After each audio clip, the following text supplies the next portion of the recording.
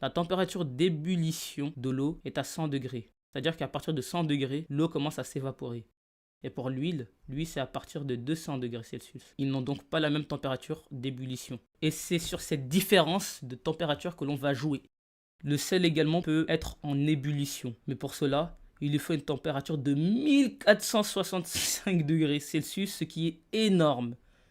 Voilà pourquoi tu vas rarement voir du sel s'évaporer.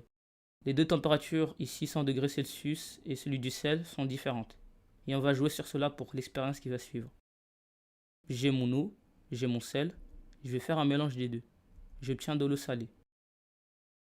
Mon eau salée, je vais le mettre dans un dispositif dans lequel je retrouve l'eau salée ici, le feu qui va le chauffer à 100 degrés Celsius. Et comme 100 degrés Celsius est la température d'ébullition de l'eau, les molécules d'eau liquide vont passer de l'état liquide à l'état gazeux.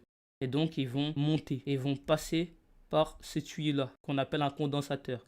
Il permet de refroidir tout ce qui passe à l'intérieur. C'est-à-dire que les vapeurs d'eau qui sont chaudes, qui vont passer à l'intérieur, vont se refroidir et vont donc repasser à l'état liquide.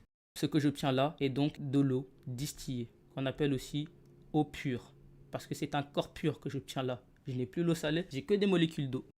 Et le sel, petit à petit, va se voir de plus en plus vers le fond. Et l'eau diminuera. Et donc à la fin de cette expérience, toute l'eau dans mon mélange d'eau salée se sera évaporée et il ne restera plus que le sel dans mon premier tube et l'eau distillée dans le second. Voilà en quoi consiste la distillation.